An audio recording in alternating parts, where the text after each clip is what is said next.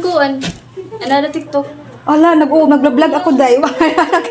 O, diba? Rumisulta na rin itong pag-vlog ko. May nakilala na rin sa akin in person. Hello mga kaborders! Welcome back sa vlog ng isang boarding house caretaker. Guys. Hi guys! Welcome to my vlog!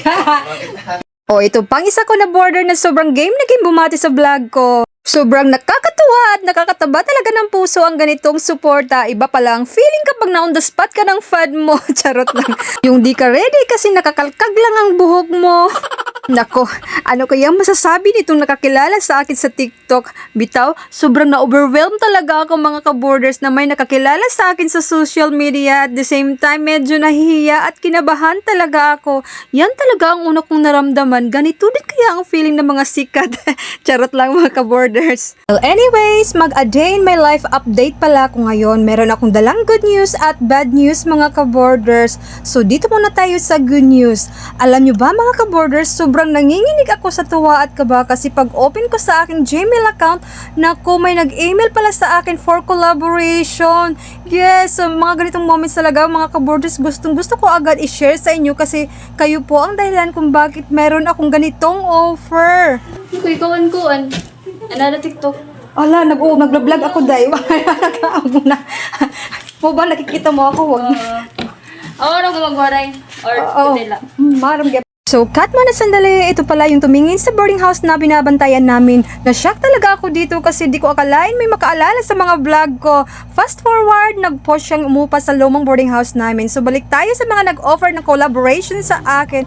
Actually, nagsisikap ako dahil para may tubig tayo. Pabalik-balik ako dahil. Agoy, ang daming sumingit na mahalagang eksena, charot lang. So balik tayo sa actually kong naputol mga kaborders. Pangalawang brand na ito na nag-offer sa akin ng collaboration. At hulaan nyo kung anong product mga kaborders.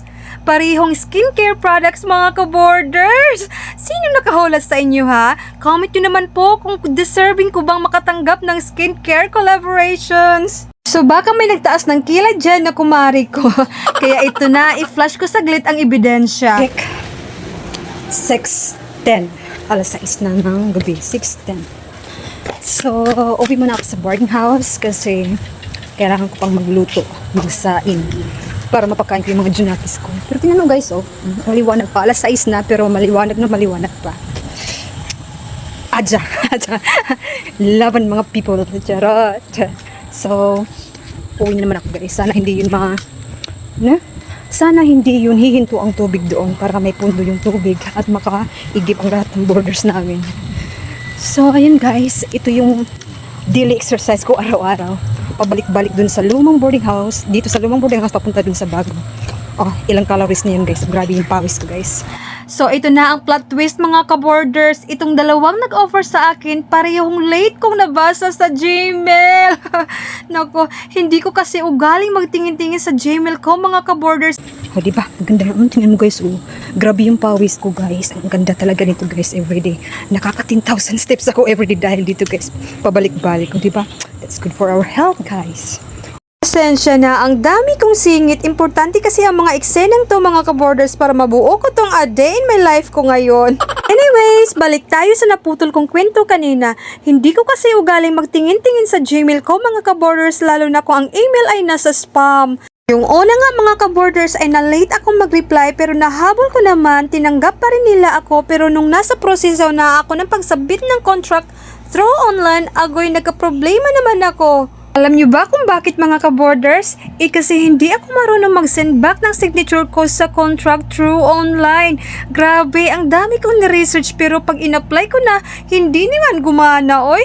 Kaya ayun, hindi ako nakapag-submit ng signatured contract sa unang gusto makipag-collab sa akin.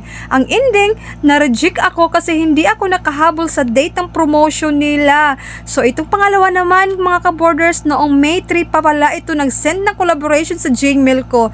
Tapos ngayon ko lang nabasa, nag-reply na po ako agad pero ewan ko kung tatanggapin pa nila kasi para sa May event or promotion nila yon. Tapos nasa katapusan na tayo ngayon ng May. Ouchie! Pero kung sakaling mga ka-borders na mag-reply sila at tatanggapin pa nila ako, may maibibigay ba kayong payo tungkol dun sa problema ko kung paano mag-send ng signature sa contract through online? At may isa pa pala mga ka-borders, lagi kasi nilang tinatanong kapag gusto nilang makipag-collab ay kung magkano ang gusto kong rate. First time ko kasi ang ganitong collab-collab kaya wala akong idea. Magkano kaya ang kadalasang rate sa mga ganitong collab mga ka-borders? Sa lahat ng ito talaga, sobra akong nagpasalamat kay Papa God. Sobrang feel ko talaga ang pagmamahal niya sa akin. This is a blessing na hindi ko in-expect. Sa totoo lang, itong pagtititiktok ko, sobrang blessing talaga sa akin na i-inspire ako, na motivate ako magpatuloy kahit mahirap ang buhay. Kaya gusto kong ipagsigawan sa buong mundo, God is good. Thank you Papa God at maraming salamat sa inyong lahat mga ka-borders sa patuloy na panonood sa mga vlog ko. So hanggang dito na lang, i-update ko kayo agad mga ka-borders kung maging successful tong collaboration offer ko. Live, love, love. Okay, bye!